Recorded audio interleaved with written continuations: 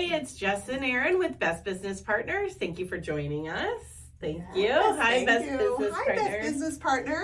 So we were told that we're doing a podcast today. Yep.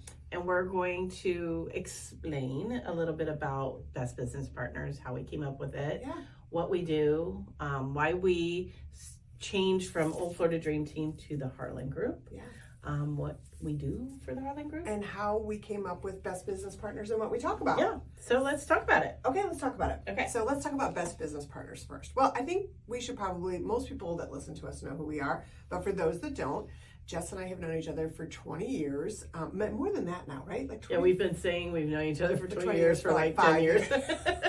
You're right. So we met when our kids were in gymnastics at the YMCA in a 23 years. 23 probably, yeah. 23. So her Maggie just graduated from law school. She'll be 25 and she was 2. Yeah. So 23 years. 23 We've known years. Erin 23 years. It's our anniversary. Yay! Okay. And my Maggie graduated from Alabama, so our kids have graduated. Big year. Yeah, big year. So get them off our payroll. I know, okay. Yes, they're going off payroll. I don't know if any of you have kids that have just graduated from college, but it's like getting a raise. I'm super excited about that. Yes, we're very happy about that. Yes. So, but we came up with Best Business Partners. So when we started talking about doing a podcast, we knew we wanted to talk about real estate because we came together and have Old Florida Dream Team. So we knew each other. We started our real estate team after I begged and pleaded with you because you wanted to be on your own and you thought you could do it all on your own because nobody can do it as good as Jess Nolan. We all know that. But what? Duh. Truth, she still believes that. But we decided to come together because we were servicing a lot of the same clients, and so we started the Old Florida Dream Team, and it's done. Servicing. Yeah. Yes. So I would like to give a big shout out though to KT because KT Temple of the Temple team. He was the one that actually convinced us to start the podcast. Yeah, he did. He was like, you guys have to do a podcast. Yeah. And KT was usually in the office at that time and he was our tech guy witness to our rhetoric that constantly went back and forth. And he's like, you guys would be amazing at a podcast and just be yourselves. So because we shared an office for the first 5 years and we just mess around in the office all the time. It's a good time. It's, even when you're doing business, you're still constantly battling back and forth. Not battling, but battling ideas and challenges. And I mean, we're in real estate. And you used the word rhetoric. I was proud of you. That was good. Yeah, I didn't have to look it up either. Yeah. I usually have to look up Erin's words. She's kind of a nerd, but that's okay. We balance each other out well. Never make fun of the nerds. I don't make fun of the nerds. So, I'm just saying I have to look up your shit. It's pretty simple. That's true. Anyway, so that's right. I forgot about that. So Casey was like, "You guys got to have a podcast." For this. We did. But it also took us like a year and a half later before we actually did it. Right. And then it took us. It is intimidating. We don't know what we're doing. Yeah. We're not really podcasters. We're not really influencers. We're real estate people.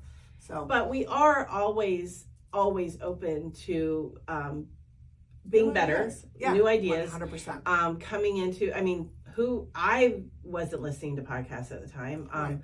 But so many of the younger generation was. Yeah. And that was their new way of, instead of turning on the radio, they were turning on a podcast when they were, and some of them are for leisure, crime podcasts, different things, or actual, I mean, there's some really great real estate podcasts. There's 100%. different things. So we wanted to be able to touch, I mean, that's part of our business. When you're in sales, you got to be able to touch all the different dynamics and genres of people. Yeah. And I know I'm killing it today. You are. I looked them up before I came in here. Extremely expansive. I know what vernacular means too because you told me that before. So don't be mean. No, never. Anyway, did you not see though? I think I sent you the article the other day that best friends that make fun of each other and challenge each other are truly, that's when you know you've reached that next level of relationship, and that's the kind of friends that push each other is when you banter back and forth. So or you're just brutally honest, and I know you're 100%. Yeah. And we are always brutally. I think if you're not brutally honest with your friends and your family, and then you can't grow, right? If you don't tell them the things. So funny you said that because I literally had somebody this morning on the phone with me who is a friend but also a client, right? And a multiple house client. She's, sent many people to us, and she's like, there's something about you that my husband just absolutely loves. And most people don't get it. Yeah. She goes, but I have to tell you, it's that you're just so brutally honest and direct. Yeah. And a lot of people think you're mean by it. Yeah. Or you're bitchy by it. And it's not. You just don't have time to not be honest. Right. And there are times when I could be a little more coddling. Yes. I'm definitely get that from my daddy. But I think I've learned tremendously. You are so direct sometimes, and it does come off sometimes curt, but it also in business, people need to hear exactly. Pricing is a great example right now. Like, you're brutally honest. When somebody's like, I want to price it, $1.2 million, and their house is worth $800,000, you're like, well, here's what this is. Mm-hmm. There's no one selling at $1.2 million. These are the numbers, and this is where I'll take the listing. And so many people will be like, oh my God, $1.2 million listing, I'll take it. You're brutally honest, but I think that's also partly why we're so successful. And I have learned tremendously because I tend to take a softer approach sometimes, or a more polished approach to things. It's not always a bad thing, though. Yeah, and I think that sometimes just being direct is the best way to go. Well, direct, and you do have to have some couth.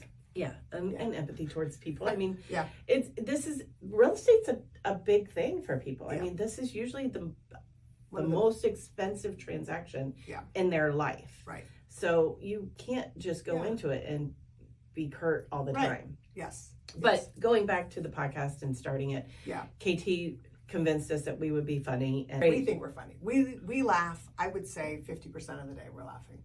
Well, what else you got if you're not laughing? Yeah. Either at yourself or with yourself.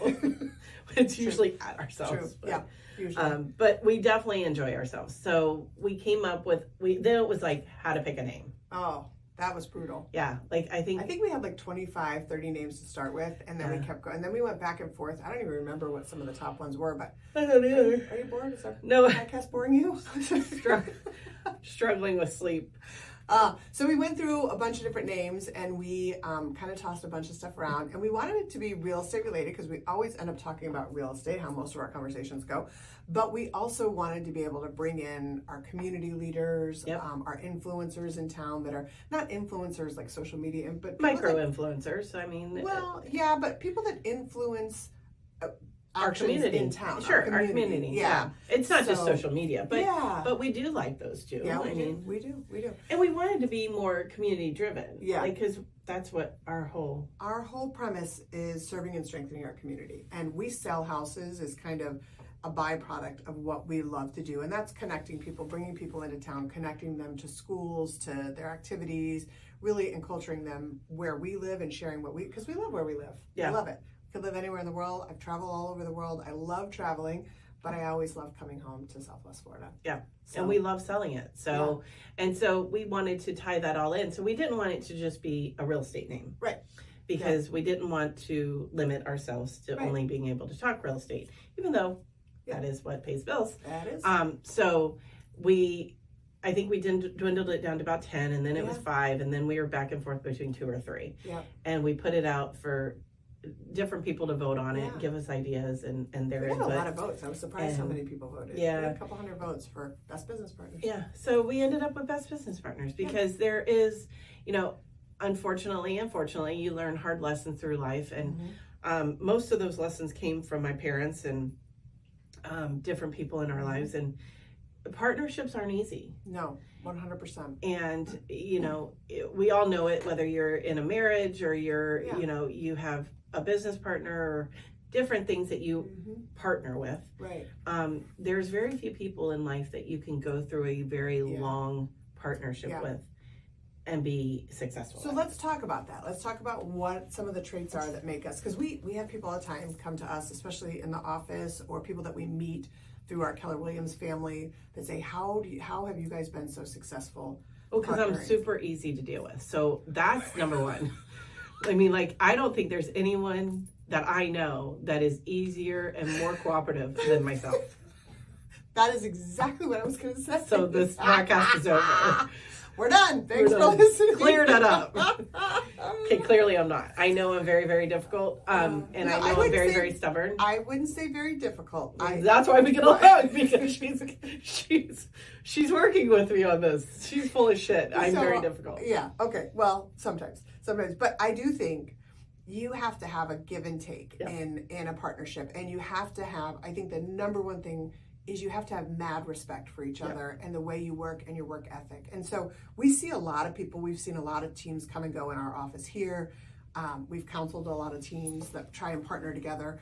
And if you're just meeting each other, doesn't mean that it won't work, but you don't have the longevity in building the respect for each other to tolerate things that you might not agree with or the way you might not do them. And so I bring Jess a lot of ideas. Some of them she's like, absolutely not. And she's like, some of them they're not going to work. And some of them I have to just lead by example and say, I'm going to do it, and then let her watch me do it. And other things, she's like, you've started too many things and you need to pull back and do this and this. And we have enough respect for one another that we really listen to what each other says. And sometimes it's an immediate no if she comes to me with an idea or I go to her with an idea, and then we reflect on it and talk through it. So what I would say, yes, to all that, but you know, the biggest thing. Says yes now. She's learned that. Yes, I've learned not to say no first. Yeah. It's funny because Jack and I go through that too, because Jack my is her immediate son answer and is one of no. our agents. And he's like, before you say no. Yeah. And so I try now to think before I say no. Yeah.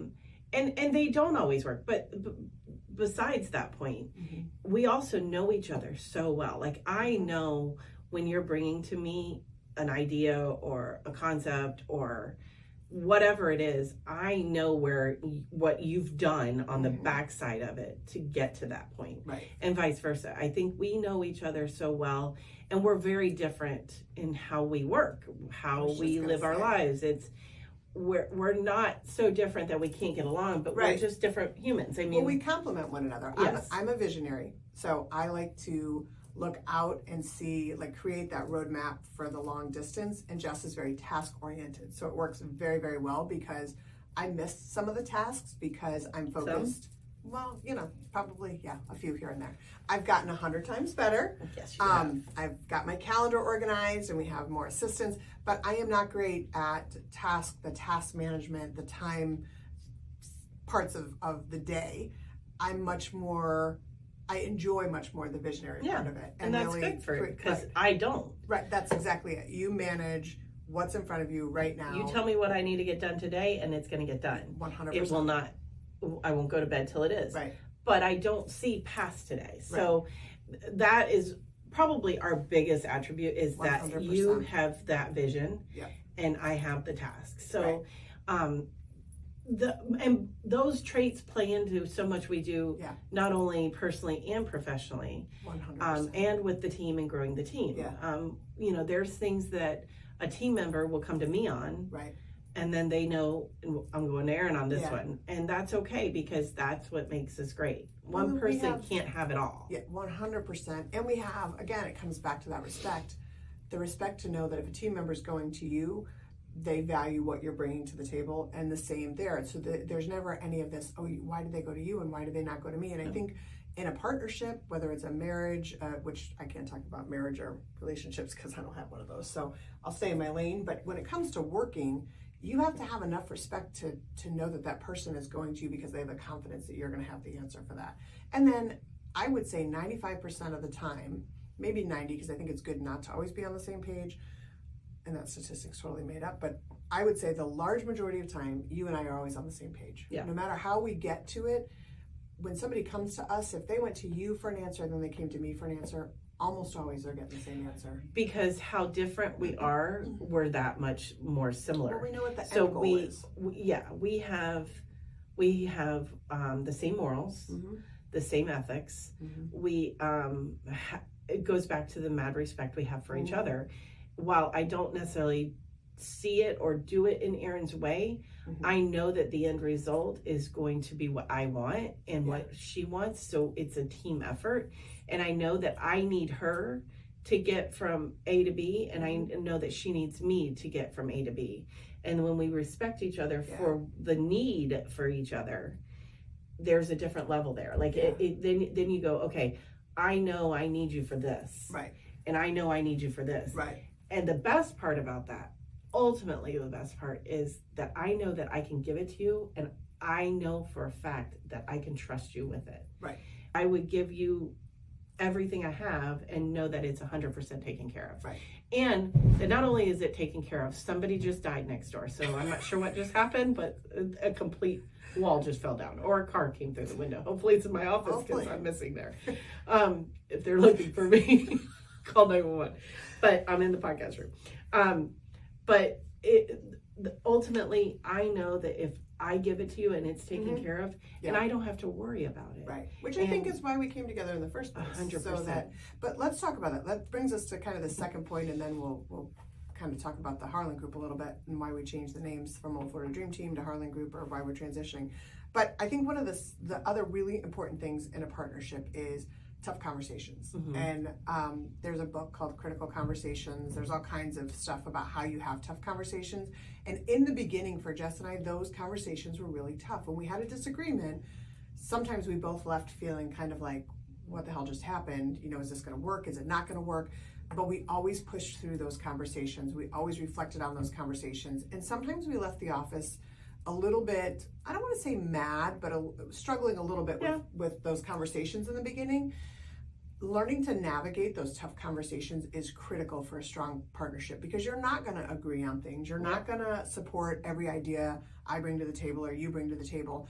But having those critical conversations, and so in the beginning, those conversations were a little bit more heated. It was kind of like, no, you have to do it my way. I could give you the example of our calendars. Jess's calendar is meticulous. Her phone has everything cleared out. Mine, I'm a little bit more creative. I'm a little bit more... I like how she calls it creative. Yeah. And so we did things differently. And in the beginning, Jess thought I had to do it her way in order to be successful. Or vice versa. If I gave her something, I typically don't care how you do it. I want to know what the end goal is going to look like. But it was just some heated conversations about the way we did things and the way our days function. And we had to learn to navigate those really critical conversations. Yeah, it was tough. I mean, I had to accept that I wasn't always right. That was it again. Nope. Y'all heard it once. If you didn't, too friggin' bad. Rewind. But the thing is that when you do something for so long on your own, right, it's a hard adjustment, right. And I struggle with that. You know, I'm a high D. I like to be in control. Yes. Okay. High D is, you know, very controlling, very matter of fact, very get your shit done now. Don't. She's also what we call a driver. I'm a driver. Yeah. She gets to the point, gets it done, drives on to the next thing. Which goes back to the Kurt thing. You know, it's I am not here. I always said about my kids, you know, I don't care if their teacher's my friend. I don't think they need to be perfect. I just want them to do the job and do it well and be good to my kid. Right. Same with, you know, whether it's the president of the United States or it's anybody else. I don't care who you are. I care that you do a good job. Get the job done. Get the job done. That's my... get it done. And get it done right. Get her done kind of girl. Do not half-ass shit and get it done. Yes. Do it right. Do it right the first time. That's how I was raised. And so... And it's not always that way, but at the end, a little bit of a challenge if you're creative and bring different ideas. Huge challenge. But what the positive was with that, with both of us, is we were both open to ideas and learning. Not in the beginning as much, but we've come a really long way. We have, and that's why I bring it up, because I think you have to be able. A lot of medication. I'm just kidding. A lot of drinks. But you have to be able to push past those really tough times. You have to be able to circle back around and I think that's true with your kids, with relationships, with anything you do. You have to be able to have those really tough conversations, because what a lot of people do is let shit go, sweep it under the rug. That piles up, and then you can't get past it, because then you're bringing up what you said last week. You said, and one of the things we never do as partners, we talk about it when it's happening.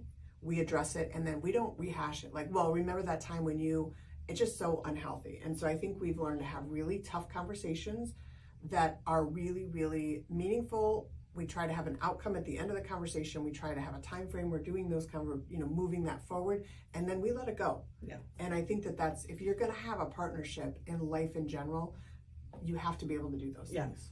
Yeah. So, and I think we learn from each other. Every day there's something new that Jess says, or the way she handles something. I'm constantly learning. The way you handle things sometimes, the amount of stress we both have in our personal lives. We've had some really tough years. to be able to handle that and to come in smiling and carry on and still function all day long is just, I have mad respect for it. Well, and I have mad respect for the fact that you always have my back. Yeah. So she knows when I need to be coddled, and she knows when I need hard love, and she knows when I need to just be left alone. And and it's vice versa. It is tough. It's tough, but at the same time, we're both helpers. We are. But at the same time, we also know each other enough to be able to say, this is what you need. Yeah. And there's so many different things that come with a partnership that we haven't even touched on, but bottom line is, to me, the ultimate word is, if I had to give one, it's trust. Trust, yeah.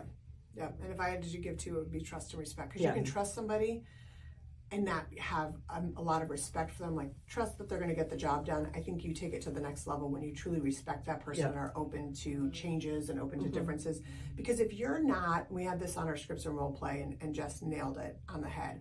I was trying to get a point across that if you're not having uncomfortable conversations, if you are always comfortable in life, you'll never get to that next level of success, in my opinion. You have to be able to be uncomfortable. You have to have uncomfortable conversations. You have to push yourself out of your comfort zone.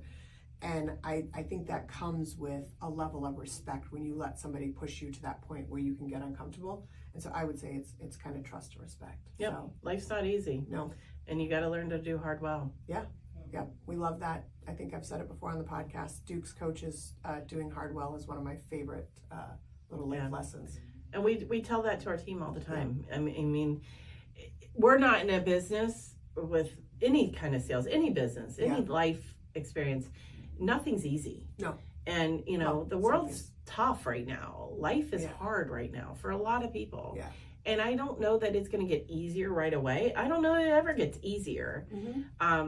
It's funny. You see different levels. You see our kids that are graduating and moving on and becoming adults. And adulting sucks. Yeah. It's hard. Yeah, it is hard. It's hard. But if you learn to do hard well and you learn not to run or be complacent in the easy life, then the sky's the limit. It's so fun to watch. I think it's perception too. Like, I think a lot of people get stuck in hard. And I think a lot of people, I think a smaller amount of people have learned to do hard well, learn to overcome, and learn to really look at the positive and really capitalize on what's working instead of what's not working. And I think that is critical in life, because there will always be things that don't work. I think you have to learn to really shift how your perception to look at what is working and what's really working well, and start focusing on that and making that work really well. And I think that's what takes you to success, because there will always be things that don't work. Fair enough. So why do we become Harlan Group? So we kind of transitioned to the Harlan Group for a couple of different reasons. We love Old Florida Dream Team. That's how we started, because we love Old Florida. We love where we lived. But as we started to expand and we started to look at expansion, we have Jack now in Tampa. We're looking at Miami. We're looking at kind of expanding Sarasota. We have an agent in Sarasota. Looking at expanding Old Florida Dream Team, when we first took it in our first expansion office, where I like to say, failed forward. We learned a lot about expansion. It didn't really take off like we wanted it to. Old Florida meant the retirement communities. And so they thought, they're only working in the retirement communities. We won't call them. So that really didn't work. Old Florida works. But we do work in retirement communities. We do. In case you we work everywhere. We'll go everywhere for anyone, anything. Go ahead. Okay. Well, not everyone. Maybe. Anyone. Okay. So we decided to come up with a different name. And actually, Jess came up with the Harlan Group because, Jess, why? How did you come up with that? Erin Harrell and Jessica Nolan. And so we would love to use our names, but we don't want to use our names because we don't want to limit it to our names. But then we liked the Harrell Nolan, so I combined them. Yep. Harlan. Harlan. Harlan. The first of her last name, the last of my last name. I love it. And here we are, Harlan Group. So we work with a brand specialist. So we had amazing Connie. Yes. Who Connie, I'll give her a quick shout out. Connie Cermak of Social Nectar is absolutely amazing if you need any branding. And so she kind of helped us with the logos and designs, and it was a long process, and it's going to be a long transition over time. We don't want to just do it a hard launch, but we do want to make sure that we start branding more in the Harlan side versus Old Florida Dream Team. While we will always have that Old Florida Dream Team under our belt somewhere. Yeah, because we like that for residential. Old Florida Dream Team works just here in Southwest Florida. Yeah. And people know it, and we don't want to give that up, but at the same time, we do so many different things. We have our hand in so many different things. Yeah. So Harlan Group's kind of our umbrella is how I've tried to explain it to some people. And we have some exciting things on the horizon. Super exciting. Erin is the director of our commercial division here at KW. And so she has killed it with commercial. And so with the commercial side of it, we have luxury, real estate section, and then we have the residential section, and then we have our referral division, teaching and learning center coming up, which is going to be a big launch. And then we have our foundation. Yeah. So with all those different things, and we do want to take that foundation maybe outside of Florida at some point. Absolutely. We are growing it up in Tampa. Jack's met with some Tampa leaders up there, and we want to be able to help kids all over the place. Yeah. All over the country. Most of you know what our foundation is, but in case you don't, it is supports foster and homeless middle school and high school kids. So that Harlan Foundation name can go anywhere. So yeah. So with all that being said, we decided Harlan Group would be our name and our brand, and then we would have Harlan Group Luxury, Harlan Group Commercial, and then so forth. Yeah. So that's our exciting news about Harlan Group. And if you want more information, we have so much on social media, please follow our us. Websites, different things that kind of tell our story. Yeah. And if you want to be part of the foundation, we have some really big things coming up with the foundation that we're super excited about. A huge, and I'll give you a sneak peek on it. We are going to have a big fundraising event. It's going to be so fun in October. So keep your ears and eyes open for that. We're partnering with some of the best leaders in Southwest Florida and super locations. Exciting. Yeah. And one of our fabulous board members, Jenna, has offered to let us use Backyard Social. We'll be hosting it at Backyard Social. You hear lots more. Backstreet Boys. No, Backstreet Boys. Maybe we can get them to sing. I don't even know if they're alive. Anyways, Justin Timberlake? Oh, sorry. Okay. Jesus. Yes. Sorry. Your kids are gonna lose it. Maybe Justin will come. Anyways, we will be launching that at Backyard Social. We'll give you a lot more information coming up. But thank you for listening. That is why we are the best business partners. We love what we do. We love working together. We love coming in. Oh, thanks, Jess. We sing Kumbaya. Anyways, just say you love me back. I love you, Jessica. I do love you, Jessica. And I love working together. We love our team. And we absolutely love what we do. And I would say to you, if you don't love what you do, make some changes. Life is short. You never know what tomorrow is going to bring. I can say that from the heart because I have lived it. So make some changes if you're not happy where you're at. Love what you do. Love who you do it with. We are Jess and Erin with Best Business Partners, the Old Florida Dream Team, powered by the Harlan Group. Thanks for listening. Follow us on social media and give us a call for all your real estate needs, 239-744-1944. Or if you or someone you know wants to be on our podcast, give us a call. Again, 239-744-1944. Thanks for listening.